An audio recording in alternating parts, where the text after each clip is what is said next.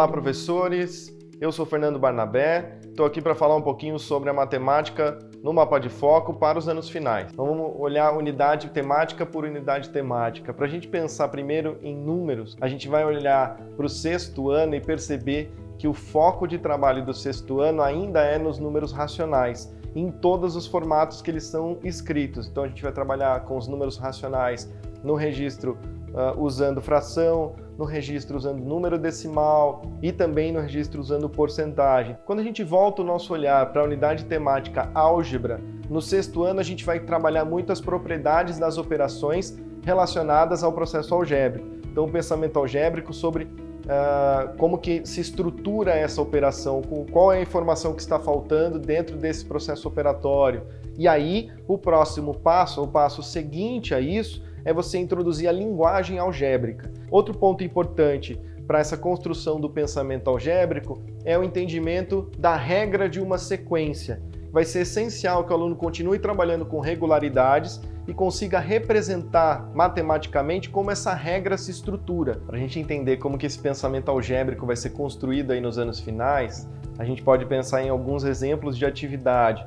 Então, trabalhar com a ideia de proporcionalidade, já que a gente introduziu a linguagem algébrica, é o primeiro movimento, o primeiro momento que a gente tem a possibilidade de construir esse movimento de pensar a partir de regra de 3. Então, a regra de 3 que salva muita gente de diversas áreas para se identificar um determinado valor, vai ser utilizada aqui. No caso da proporção, a gente usa muito a ideia de regra de 3. Um ponto que eu acho que é muito bacana da gente experimentar essa ideia de proporcionalidade é a gente pensar mesmo em ações cotidianas. Então você vai ver desde o dentista que vai fazer a proporção para verificar se a anestesia que ele vai dar está proporcional à massa desse paciente, como o mestre de obras que vai dosar qual é a proporção de água e de cimento que ele vai utilizar para poder verificar se a massa vai ficar firme ou não para aquela determinada cobertura numa obra. Na unidade temática geometria, a gente vai continuar trabalhando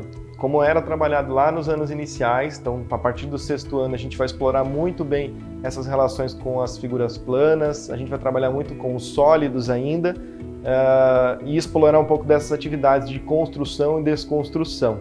Então, trabalhar com a representação de uma planificação começa a ficar um pouco mais apurado do que a gente fazia nos anos iniciais. E a atenção da geometria plana vai estar voltada a alguns aspectos. Primeiro, a relação dos triângulos, e o triângulo ser uma das construções mais incríveis dentro da geometria, principalmente pela rigidez triangular. Para falar ainda das atividades e como que a gente vai pensar essas atividades aí, um ponto que merece uma atenção é a gente olhar para a construção dessas figuras e como que a gente calcula muito as medidas dessas figuras. Então, você pensar em bissetriz, em mediatriz, então o aluno vivenciar mesmo.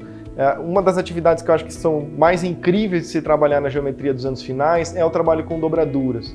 Ainda falando de geometria, é importante a gente destacar também a presença da geometria das transformações no oitavo ano. Falar um pouco de translação, falar de rotação, a gente tem como experimentar isso com os próprios alunos. Vamos falar um pouquinho sobre probabilidade estatística. Então tem um cálculo com probabilidade que pode ser feito aí, pode ser experimentado, verificado com dados, cartas. É muito fácil e muito prático do professor fazer. Outro ponto importante é como é que a gente vai fazer esse cálculo de probabilidade usando a relação de frequência. Então, a probabilidade que a gente tem de estudos, inclusive relacionados ao que a gente viveu aí nesse período de pandemia, com vacinas e tudo mais, tem um cálculo probabilístico muito grande. Então, é importante que o aluno consiga perceber essa relação entre o que ele estuda na escola e o que ele vivencia no dia a dia. Bom, pessoal, espero que vocês tenham aproveitado aí as dicas que a gente deu sobre os mapas de foco. Grande abraço, até mais!